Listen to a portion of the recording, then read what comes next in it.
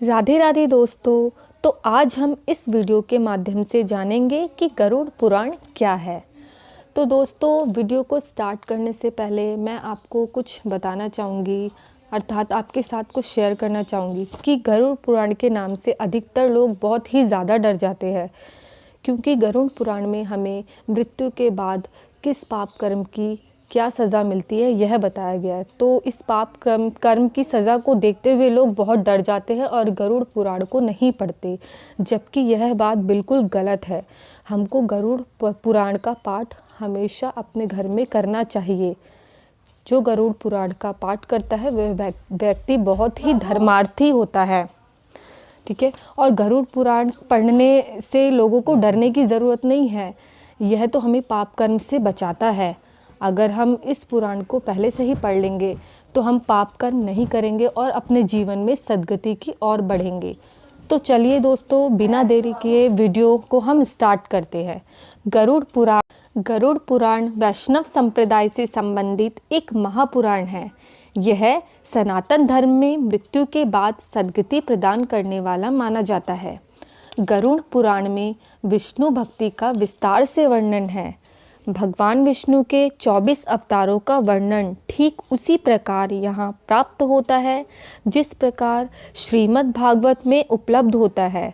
18 पुराणों में गरुड़ महापुराण का अपना एक विशेष महत्व होता है। गरुड़ पुराण के लेखक वेद व्यास जी हैं। इस पुराण के प्रमुख भगवान विष्णु हैं। यह एक वैष्णव पुराण है। तो आइए दोस्तों, अब हम यह जानते हैं कि गरुड़ पुराण में हमें किन किन चीज़ों का वर्णन विस्तार से मिलता है। तो फर्स्ट है, आरंभ में मनु से जो सृष्टि की उत्पत्ति हुई थी उनका जो विस्तार है वो हमें गरुड़ पुराण में ही मिलता है। इसके बाद ध्रुव चरित्र और 12 आदित्यों की कथा का वर्णन भी गरुड़ पुराण में ही मिलता है। सूर्य और चंद्र ग्रहों के मंत्र, शिव पार्वती मंत्र, इंद्र से संबंधित मंत्र, सरस्वती के मंत्र और नौ शक्ति के विषय में विस्तार से बताया गया है गरुड़ पुराण में। इसके अतिरिक्त इस पुराण में श्राद्ध तर्पण, मुक्ति के उपायों तथा जीव की गति का विस्तृत वर्णन मिलता है। दोस्तों, गरुड़ पुराण में मृत्यु के पहले और बाद की स्थिति के बारे में बताया गया है, इसीलिए यह पुराण मृतक व्यक्ति को सुनाया जाता है। जो मृत व्यक्ति होते हैं वह मृत्यु के बाद भी 13 दिनों तक अपनों के बीच ही रहता है। तो दोस्तों, जैसा कि मैंने आपको वीडियो स्टार्ट करने से पहले बताया था कि गरुड़ पुराण में हमें कितनी सारी चीज़ों के बारे में पता चलता है, तो वो जिन चीज़ों की मैं बात कर रही थी वो यही चीज़ें हैं कि मृत्यु के बाद क्या क्या होता है, ये सब गरुड़ पुराण में पता चलता है, जिससे व्यक्ति डर जाता है। लेकिन डरने की बात नहीं है, अगर हम उस चीज़ को पहले से ही पढ़ लेंगे तो हमें काफ़ी नॉलेज हो जाएगी और हम कम से कम अपने जीवन में पाप कर्म नहीं करेंगे या बहुत ही कम करेंगे।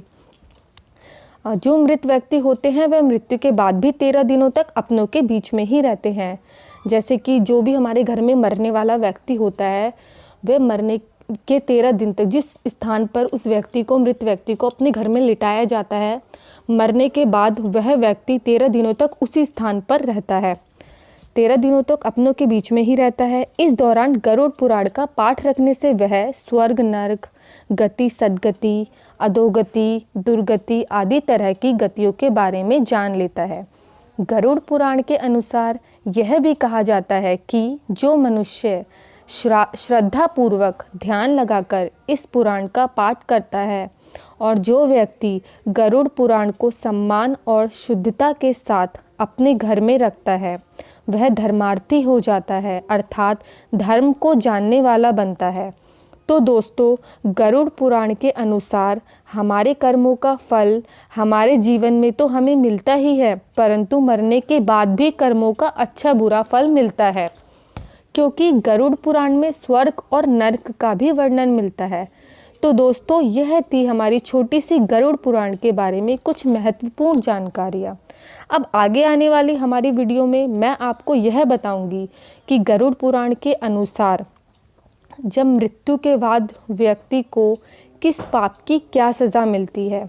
तो जल्दी से दोस्तों आप हमारे चैनल को सब्सक्राइब कर लीजिए ताकि आगे आने वाली महत्वपूर्ण जानकारियाँ आप मेरी नेक्स्ट वीडियो में देख सके। और साथ ही चैनल को लाइक, शेयर और सब्सक्राइब करना ना भूलें, ताकि आपके साथ साथ और भी लोग हमारे पुराणों के बारे में जान सके। जय श्री राधे दोस्तों। गरुड़ पुराण